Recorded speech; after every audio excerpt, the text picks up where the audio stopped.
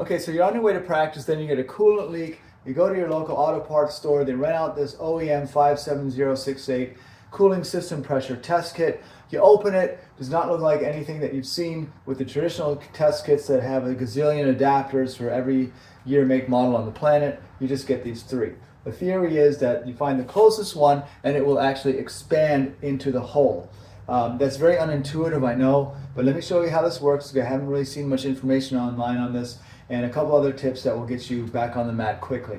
So between your expansion tank and your radiator, you should find one of these adapters that can fit in there, hopefully kind of snug. And in my case, it was the radiator. Neither of these adapters will fit in either of these holes because they're just too big. So I have to use this one. It always goes in skinny part first, fat part on the top. And the way it goes in is you first screw it on to this adapter, right? And then what you have is this tester head that goes into the adapter. Now actually, this unit is going to go in first, and then you're going to put the tester head on. I'm going to show you this separately because I want to point out something kind of important. When the tester head goes on, you line up these two flanges with these two grooves, okay? And it takes a decent amount of force to push this in and then turn it to click it into place, right? But I want you to watch this area on the top here. When you push this in, right, it expands, it opens, okay? And you want to pay attention that you don't get your finger anywhere close to here, because if you do, it's going to cut off a chunk of your finger skin. Ask me how I know this. So you push it in, turn it, boom, and then you get ready to put the pump on. But first, what you're going to do is you're going to take the adapter and hand tight it to the expander, all right, like this.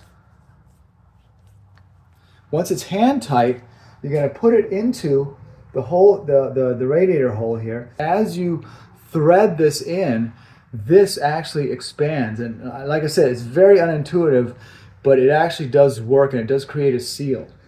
So I put this in here, and then I keep turning, right? And it does take a little bit of pressure. What they're not telling you is you got to push down a little bit as you're turning, but don't push down so much that you're putting too much pressure on your radiator or your expansion tank.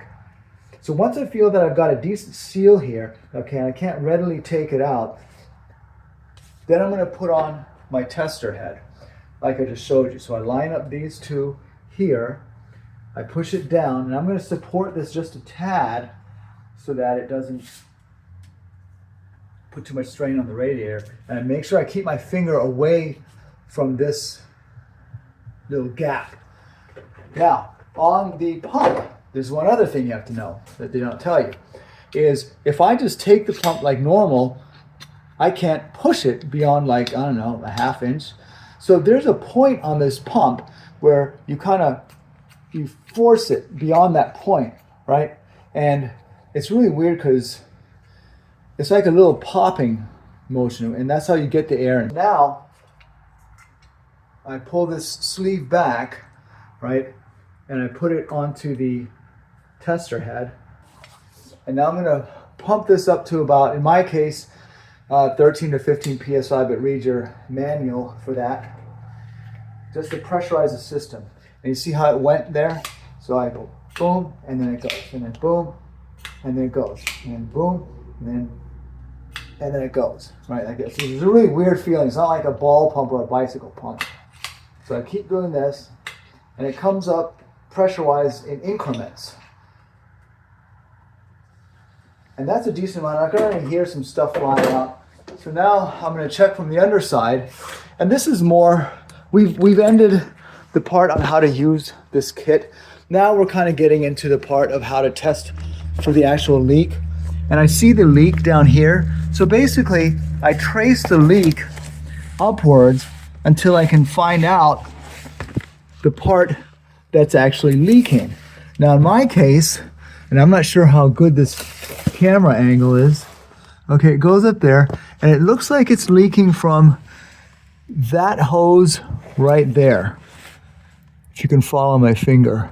So there's a split right there in that hose. So that's the hose that's going to need to be replaced.